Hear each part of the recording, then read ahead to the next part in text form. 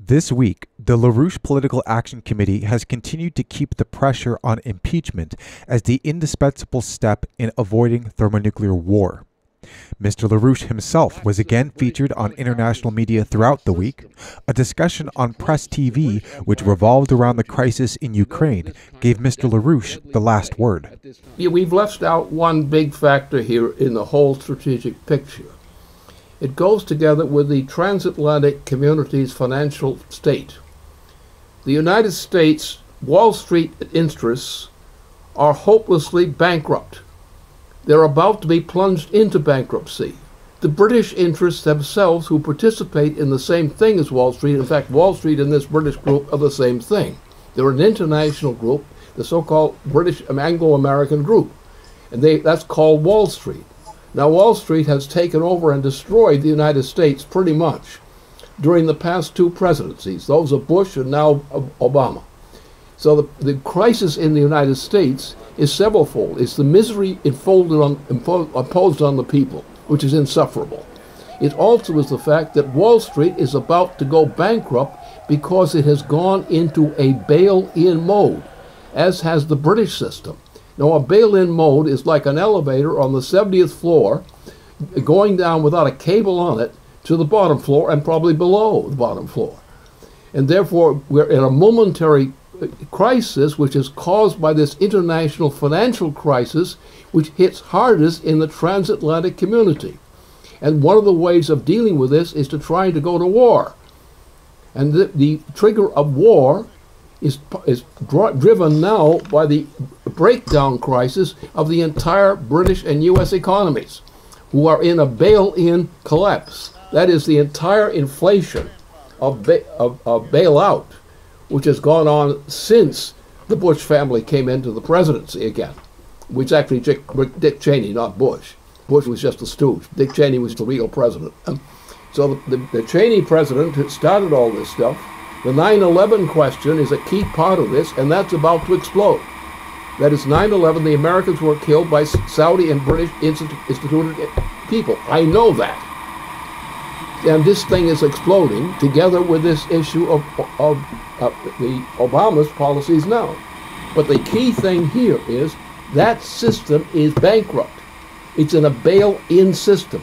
As I said, it's like an elevator on the 70th floor going down below the lowest floor, subfloor. And when that happens, the entire system goes into a bankruptcy crisis.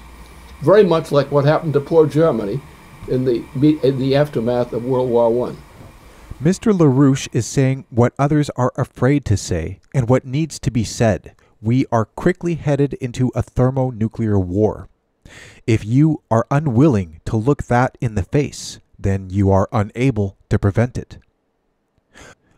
On Wednesday, LaRouche PAC launched a midweek broadside, J'accuse, a wraparound spread in the print edition of the Washington Times, a paper which is delivered to the offices of the United States Congress, in addition to electronic ads, a banner on the streets of Washington, D.C., audio and video media, with one clear message: impeach Barack Obama for cause now.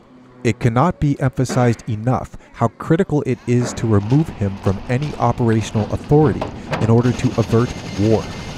This is not a Ukraine crisis, nor the United States versus Russia, though that's the current form the crisis takes. But do not confuse the form with the intent. The intent is to have war. The intent is the policy of empire, the reduction of the population of the world by at least 6 billion people. On the same day LaRouche PAC's presence dominated Capitol Hill on Wednesday, Obama was hit on another flank by members of the U.S. Congress. Representatives Walter Jones, Stephen Lynch, and Thomas Massey, joined by survivors and family members of the victims of the September 11th attacks, held a press conference, putting pressure on the president to release the redacted 28 pages, which detailed the foreign sponsorship of the 9/11 attacks. This is about the future security of this country, not only about the past. It's about the future security. These people that committed 9/11, they're still out there. They're still supporting and sponsoring terrorism, and they have not been held accountable. The release of the 28 pages will hold them accountable. It will bring them out of the shadows. We will know who they are, which will help us to prevent them from continuing to sponsor terrorism, to prevent them from any future attacks on this country, so other people will not lose their loved ones in this way. So it's very important that those 28 pages be released. So also I want to talk about the experience of sitting down and reading these 28 pages. It's in a room where it's soundproof and you're escorted in there and you're escorted out and there are no notes. But this is something that's sort of shocking when you read it. As I read it, and we all had our own experience, I had to stop every couple pages and just sort of absorb and try to rearrange my understanding of history for the past 13 years and the years leading up to that. It challenges you to rethink everything. And so I think the whole country needs to go through that. It's going to be difficult and it could be embarrassing, but that is no reason to keep the truth from the American people. I will leave you with one final thought. On 9/11, thankfully, you were very lucky. Only by the courageous actions of a few passengers on the doomed airline Flight 93 were your lives spared.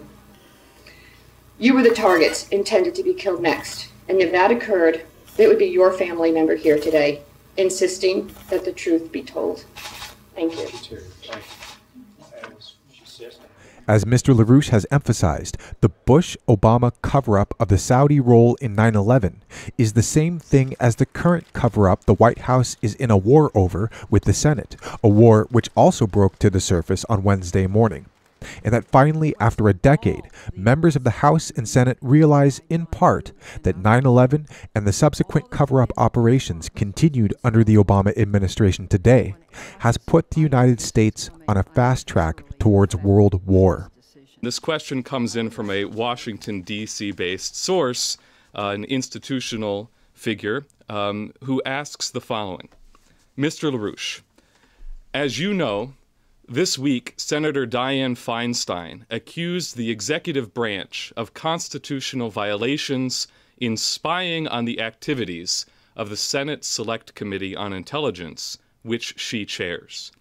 These strong public rebukes of the Obama administration by a leading Democratic senator come at a time when the president continues to flaunt his unitary executive power grab, with Obama ruling increasingly by executive orders that usurp the power of Congress under our Constitution. The constitutional balance of power has been overturned by this presidency. What is to be done? Well, some things I won't say, not because they're secret, but it's discretionary. Because we're at a point where a committee of the Senate, leading members of the Senate, have acted to rebuke the President of the United States, in fact, for crimes he has committed, which that President has committed, and implicitly the way to understand this, why this change of heart on these leading members of the Senate.